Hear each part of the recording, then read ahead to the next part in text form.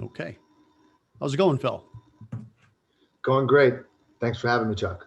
Oh, it's good to always catch up with you. That's for sure.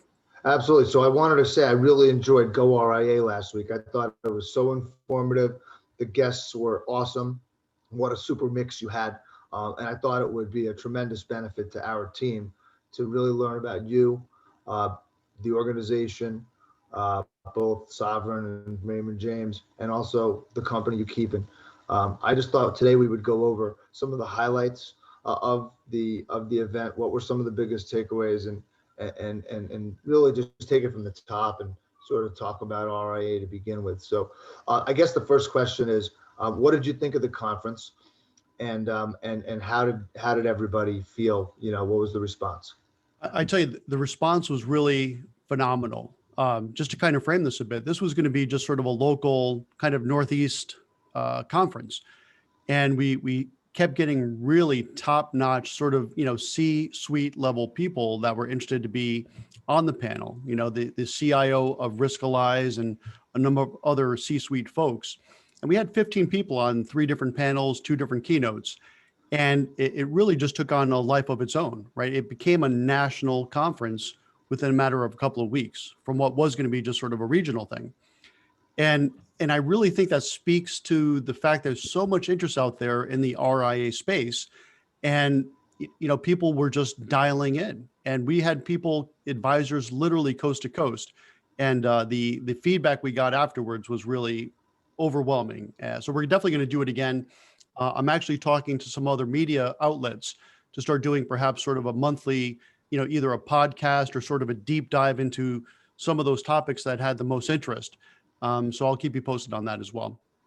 That would be a great idea, Chuck. I know that our team will embrace that.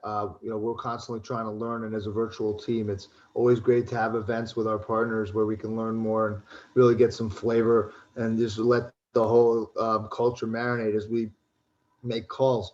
So getting specific a little bit, I thought we would talk a little bit about, from a recruiting standpoint, some of the differentiations that were addressed. Just to summarize, let's start out by talking about, what is the difference between an IBD and an RIA, and what are those terms? Because those are big terms, and in case somebody's coming in a little late to the conversation. Absolutely. I mean, no shortage of acronyms in our business, right? So, Absolutely.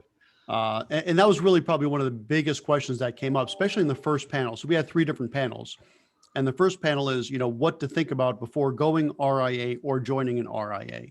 And people were at first very curious, what is the difference between an RIA and an IBD, right? Independent broker dealer or a registered investment advisor. And there's a lot of differences. It's really night and day. So number one, the RIA space is truly independent, right? And by that, I mean independence from a perspective of you could choose multiple custodians, which we have, right? We have Raymond James and some others. We have the ability to have what I like to call sensible compliance. And now I had a Series 7 for a quarter century. And, you know, I could speak very well about the difference between FINRA compliance, which is what a broker dealer is subjected to, versus SEC compliance, which is what an RIA is subjected to. And the way I would sum up the difference is SEC compliance for RIAs is thorough, no doubt about it, but it's reasonable.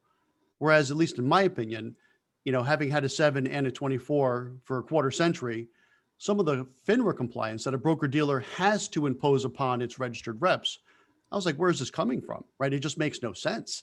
And a large part of that is the fact that in the SEC RIA world, you're working as a fiduciary, whereas in the broker dealer world, you're not necessarily. And in my opinion, I want to underscore opinion here, but I think it's one shared by a lot of people, that FINRA puts in a lot of these rules-based compliance restrictions that makes doing business so much more difficult, whether it's marketing or whatever you're trying to do to build your business. I found it to be a lot easier on the RIA side. So those are some of the real big differences.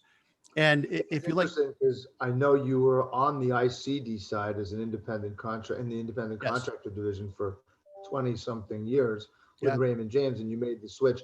I felt when we last spoke that one of those major reasons was that you got frustrated spending so much as far as the pay grade to put such a high percentage on compliance. Maybe you could Absolutely. speak to And that a was little bit. slowing us down. We found that there were marketing events and PR opportunities with, the press that we had to decline just because we couldn't get it done. Now, I was with Ray J, the IBD side, which is ICD, again, no shortage of acronyms here, for over 20 years, and I loved it. As far as IBDs, I was very happy with it, but it's just the nature of the broker dealer that they have to adhere to these FINRA regulations that made it really, really difficult. That coupled with, more haircuts than I wanted to have, in the RIA space, we have 100% payout and it's really hard to beat that. But it wasn't just that 100% payout. In large part, almost equal to that 100% payout was the idea of having absolute freedom to run our business the way we want to run it. And we've been doing it now for a couple of years and it's been really, really good. So speaking of that, for those of you who don't know, Chuck and Sovereign have built the scale. They are the resource that we are going to be using when somebody's interested in an RIA model anywhere in the country. Chuck has the ability to have them come into his organization. He set up all the bells, all the whistles, everything that you would need to be successful due to his experience, not only on the ICD side, but also in taking the time to establish Sovereign. And he's extremely organized. So with that being said, we've already professed our love for you. Tell us what it takes for you to profess your love to one of our candidates. What does somebody need to have? What does somebody need to be like in order to come on and be attractive to you and maybe have a match and see if we can work together? Yep. That's a great question. So really someone that is interested in us is someone that's going to be interested in the RIA space. Not to say that you have to be 100% fee-based, you don't, right? But you probably don't want to be a 40% fee-based advisor either, right? You want to be somewhere in the neighborhood of 70% fee-based, and with the intent that that 30% that's still in legacy or commissions, you want to move over to the fee-based world at some point, not day one. We have the ability, to run a full hybrid situation where you can hold on to every last trail you have, whether that trails for a variable annuity, for a C share, mutual fund. We have the capacity for that. But the first question you're going to want to ask yourself as the advisor is, do you want to really be a fee-based advisor predominantly? Not 100%, but at least 70% to start, with the idea that over time you want to get to that 100%. And, in my opinion, if you're looking to be in this business for any period of time, or if you're looking to be in this business for a relatively short period of time more and sell your business, you really want to be as fee-based as you can, because that is really where this industry is going. And if you are looking to sell your business from a succession plan, you will absolutely get a much higher multiple with a fee-based book than you would on a transaction-based book. So to answer your question, Phil, in probably the simplest terms is, you really want to have at least a 70% exposure to fee-based in your book of business. 30% legacy is fine. The more fee-based, obviously, the better. But probably the more important thing is, do you have a desire to, over time, 1, 2, 5 years, transition that last 30% or 20% or 10% that's still in legacy, commissions or trails? Do you want to transition that? Now, tying that back, if I may, to goRIA, we have set up on the goRIA website a replay of all the sessions. And it was about a 4-hour event, but we broke it down into the keynotes, which are good, and each one of the 3 panels. The third panel probably is the one that you're going to be most interested in if you're concerned about your legacy business. For example, what do I do with my variable annuity business? What do I do with my mutual fund trails? We have a great solution for every one of those. Number one, keep getting those trails, under the broker dealer hybrid that we have for you. But if you want to transition those variable annuities into fee-based variable annuities, we have a great solution for that.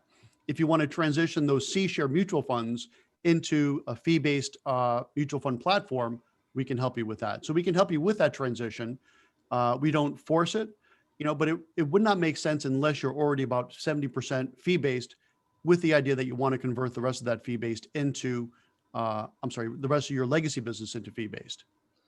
Chuck, speaking of the tapes, from a recruiting standpoint, I know there are a lot of different things on there. For me, I thought the best thing would be for people to watch the way you address the crowd and then Greg Bruce, who runs the RIA division at Raymond James. I've Yes. met Greg in person a couple of times. I played golf with him. He's a fantastic guy. He really knows this business inside and out, and he comes from Charles Schwab. And so Charles Schwab is in a very interesting position right now because they're intaking all of the advisors from TD, Yep. all the RIAs that are going to come over from TD. And I know we talked about this a couple of months ago, but Chuck, what is your feeling? Because I know our team is going to build a campaign calling on these guys right now. They're being forced to move, unlike most of our other people who end up having to move on their own. They're kind of being, evicted. They're refugees. Um, what's the message there? And how do you think we should approach, these tapes? Again, don't want to get off topic. Greg Bruce is great, but what are some of the other areas that people should focus on from a recruiting standpoint to educate themselves on RIA? You bet. So definitely the keynote that Greg Bruce did, which I think is a 15-minute one, so it's really condensed, but has a lot of great information in there, is a good watch.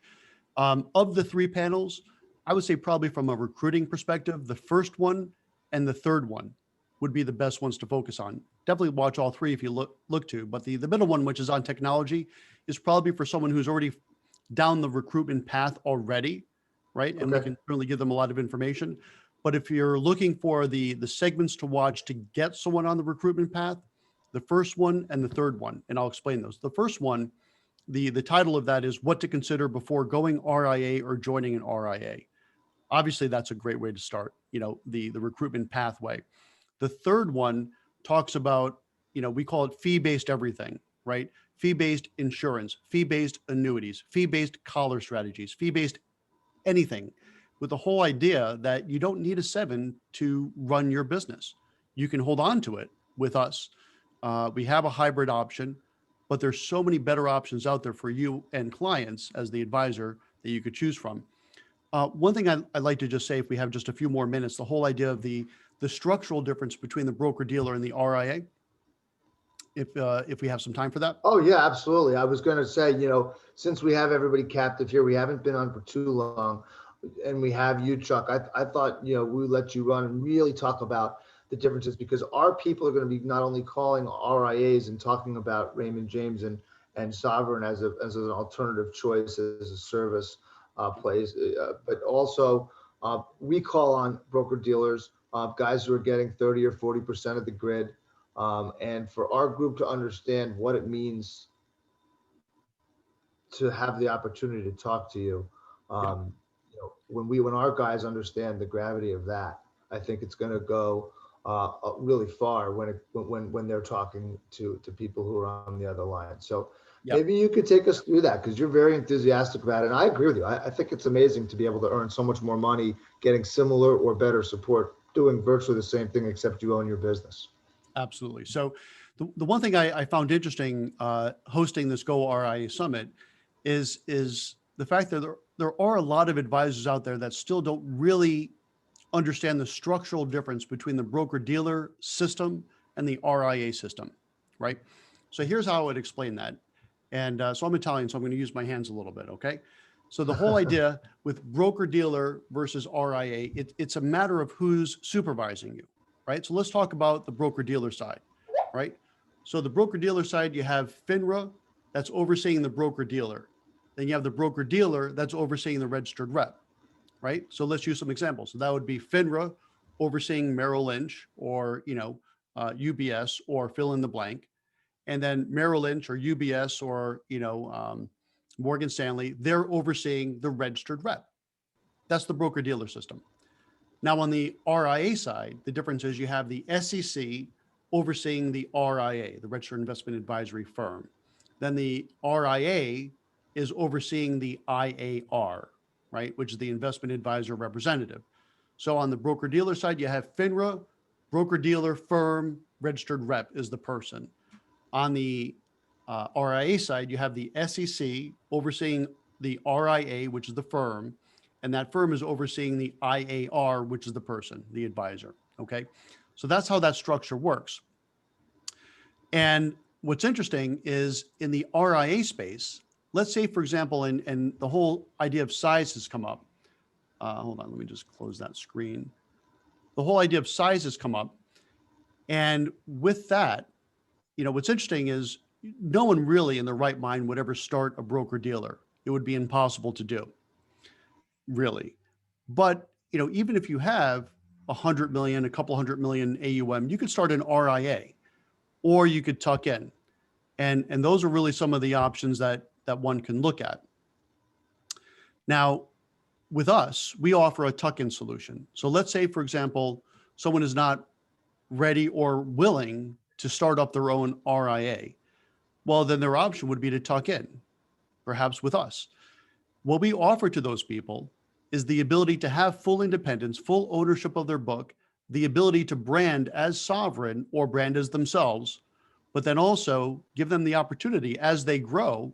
If they ever decided that they wanted to go from being an IAR within our platform to setting up their own RIA, there's no restriction. We put that in writing, that once you feel, or the advisor feels, they're not getting the value for our platform fees, which are very, very reasonable, 20 bips, 10 bips, 5 bips. And that's all on our Sovereign Advisor Solutions website. As soon as they feel we're not delivering that value, or they want to do it themselves, they're already set up. They already have the technology, everything that they need to move on. So I think that's one of the biggest difference between our solution as an RIA and whatever they can find in an independent broker dealer channel. What I think is so amazing about it is that, the perception that you're going to be on your own if you go RIA or even ICD. Right. Our firm has decided that we want to take an approach that combines a high payout with high support and experience. And I think that, Chuck, your firm, as well as some of our other partners at Raymond James on the in the other divisions, but specifically your firm on the RIA side, has really set up anybody who wants to come in who has the appropriate amount of assets for success. It's not that you've cut every corner, but you've really taken a look at every aspect of it. Whether it comes, whether it's the software, whether it's benefits, whether it's support, whether it's real estate, all the different factors that bring fear into it.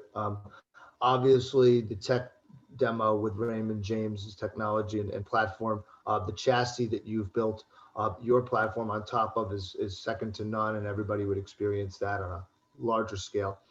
And I also feel that it's very attractive to come and work for a smaller firm that's kind of supported by a really big firm that you can count on. And so when you kind of layer it as an advisor coming out of that spot, where you're making 30%, but you're like, yeah, but I'm here and everything's great. Well, try making 88 or 82 or 80% gross or net.